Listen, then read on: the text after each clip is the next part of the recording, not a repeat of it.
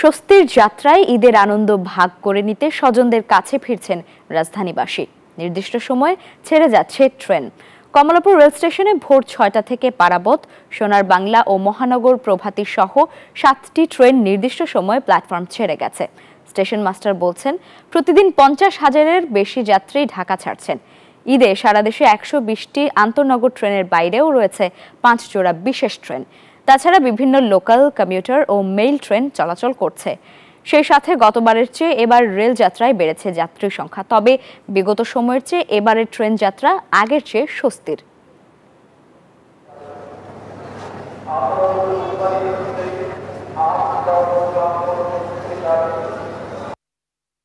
প্রত্যেকবারের তুলনায় আমার মনে হচ্ছে বেটার, তবে আরো বেটার করার আমাদের দরকার আর কি। আরো বেটার করার সুযোগ আছে, আমাদের সরকার চাইলে হয়তো করা। ট্রেনের যাত্রা আলহামদুলিল্লাহ একদম 100% স্বস্তি মনে হচ্ছে, কারণ যেভাবে টিকিট কাটছে একদম সুন্দর সিটে বসতেছি, দাঁড়ায় লোক খুবই কম। সম্পূর্ণ মোটামুটি ভালোই লাগছে। আগে যেরকম ছিল দেখা গেছে যে অনেক ভিড় বা ঢুকতে কষ্ট হচ্ছে, এখন আমার কাছে এরকম মনে হয়নি যে আজকে খুব ভালোভাবে আসতে পারছি। এই ঈদে জামা জুতো অ্যাক্সেসরিজের ডিসকাউন্ট।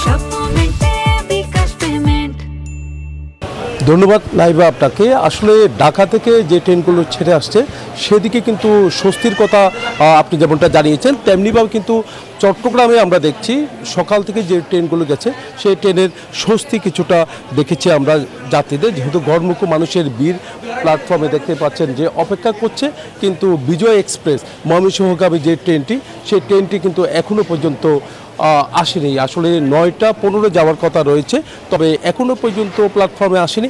তার কারণে কখন যে যাবে সেটারও কোনো সঠিক উত্তর কিন্তু দিতে পারছে না।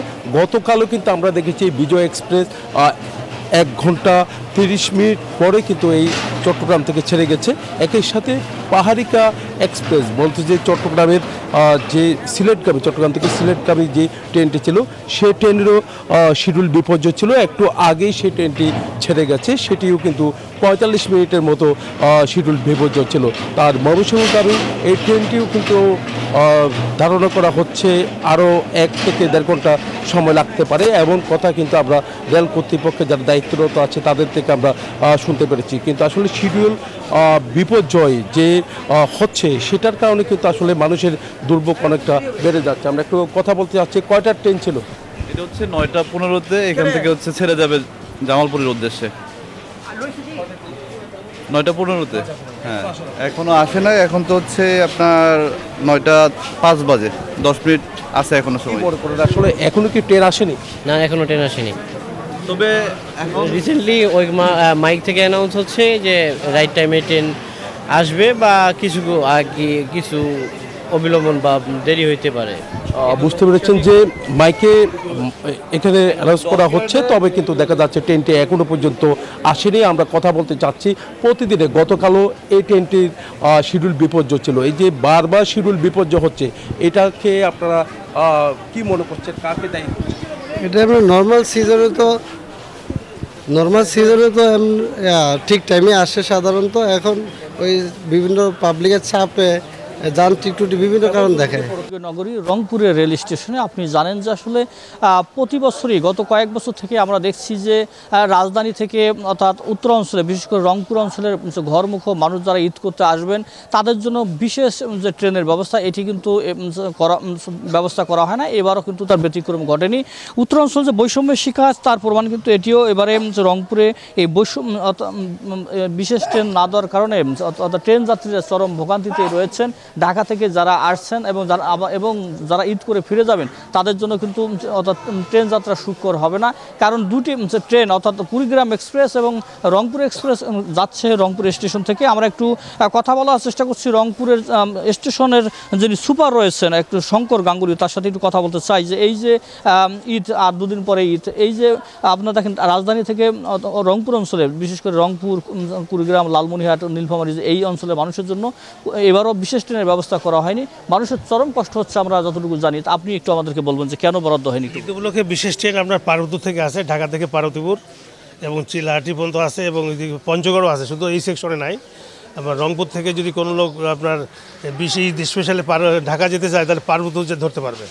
সুতরাং এই সেকশনে নাই বললেই চলে, কিন্তু এই সেকশনের গাড়িতে আছে। মোটামুটি 2টা আন্তনগর ট্রেন আমাদের সেকশনে চলে, সকালে একটা, রাতে একটা। আবার কাউনিয়া থেকে 2টা আন্তনগর চলে, দুইটাই রাতে, একটা রাতে চলে, একটা সকালে চলে। মোটামুটি 4টা আন্তনগর ট্রেন চলে। এই যে স্পেশাল এই লাইনে দেয়নি, কিন্তু আপনার অতিরিক্ত গাড়ি সংযোজন করা হয়েছে। আমাদেরকে বলবেন যে ঈদ উপলক্ষে যে ট্রেনগুলো চলছে, আমরা যতটুকু জানি যে শিডিউল বিপর্যয় হচ্ছে, আধা ঘন্টা 40 মিনিট 50 মিনিট বিপর্যয় হচ্ছে, এই বিষয়টা বলুন। মোটামুটি আমাদের সেকশনে গাড়িগুলো রাইট টাইমে চলছে। কাউনিয়া থেকে গাড়িগুলো যে যাচ্ছে সেগুলো আধা ঘন্টা 20 মিনিট করে লেট যাচ্ছে, ওটা রাইট আমরা ঢাকাতে রাইট টাইমে ঢুকতেছে। সুতরাং গাড়িগুলো লেট না বললেই চলে, মোটামুটি রাইট টাইমে চলছে গাড়িগুলো। কথা বলছিলাম রংপুর রেলওয়ে স্টেশনের সুপার শঙ্কর গাঙ্গুলি, তার সাথে তিনি কিন্তু বলছিলেন যে আসলে বিশেষ ট্রেন বরাদ্দ কিন্তু এবারও হয়নি। আপনারা জানেন যে সকালে কুড়িগ্রাম থেকে যে কুড়িগ্রাম এক্সপ্রেস ট্রেনটি এখানে আসেন 8:30টার দিকে, সেটি ঢাকার উদ্দেশ্যে চলে গেছে, এবং রাতে একটি ট্রেন রয়েছে রংপুর এক্সপ্রেস, এটি কিন্তু এই রংপুর স্টেশন থেকেই ঢাকার উদ্দেশ্যে যাতায়াত করে। যে দুটি ট্রেন শুধু রংপুর স্টেশন থেকে এক্সপ্রেস ট্রেন যাতায়াত করে। এছাড়া লালমনি থেকে দুটি ট্রেন রয়েছে, একটি হচ্ছে লালমনি এক্সপ্রেস, একটি বুড়িমারি এক্সপ্রেস।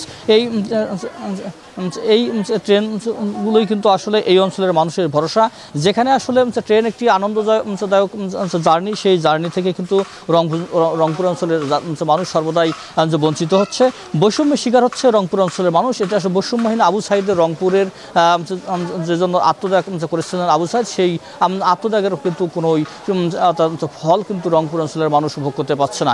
এই ছিল আমার কাছে রংপুর রেল স্টেশন থেকে সর্বশেষ। একই খবর জানতে সহকর্মী কমলাপুর স্টেশনে রয়েছেন, তার কাছে জানতে চাইব সেখানকার খবর।